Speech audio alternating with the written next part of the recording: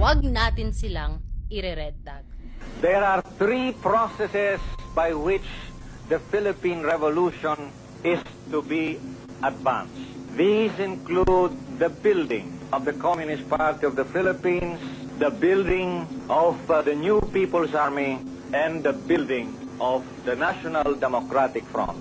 At any rate, even while there are the forces of armed revolution, there are the legal democratic forces in the Philippines.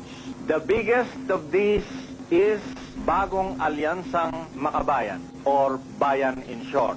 Its biggest component organizations are Kilusang Mayo Uno, which is the labor center, the Pambansang Kilusang Magbubukid, which is the Kilusang Magbubukid ng Pilipinas, or KMP, Gabriela, the Women's Alliance, League of Filipino Students, Alliance of Concerned Teachers, Gabriela at Alliance of Concerned Teachers. Huwag sila i-red tag.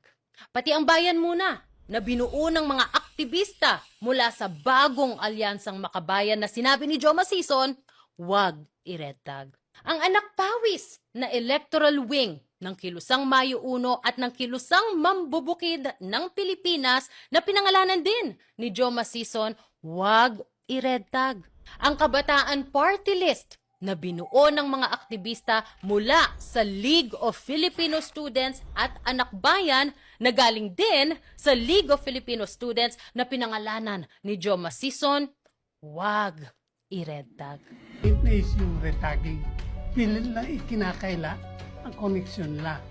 So sa pamagitan ng legal na organisasyon, nakapagkukubli sila. Hindi basta mahuli. Pero ang mga tinaman yan, milyon-milyon, taon-taon kumukuha sa gobyerno yan. Yan ang sinasabi nila sa pamagitan ng paglahok mo sa electoral struggle, nagiging lehitimo yung mga organisasyon mo.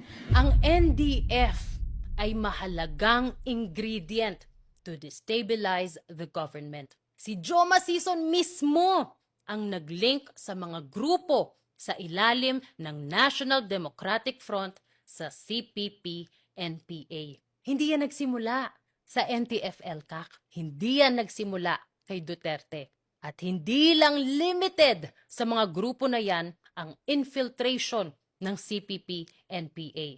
A CIA report from August 1986 mentioned yung iba't ibang grupo na either napasok ng CPP-NPA o parte ng network nito. These groups have mutated, they've evolved and expanded, but they are composed of the same people.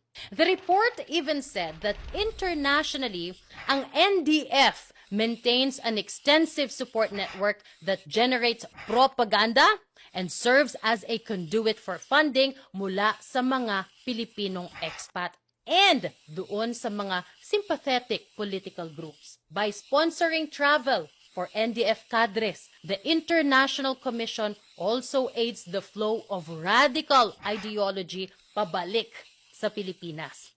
The CPP, International Solidarity Work, and the International League of People's Struggle come to mind. Naging source din ng income ng Kilusan yung IP kasi ginagawan ng pag-aaral yung sitwasyon ng mga IP at pagkatapos gumagawa kami ng project proposal at ipinapasa namin sa mga funding agencies abroad para mabigyan ng pondo yon. Halimbawa, pipicturean nila yung mga nitibo natin na walang eskwelahan, tulad ng mga report na ito ngayon, nandito sa NCIP report.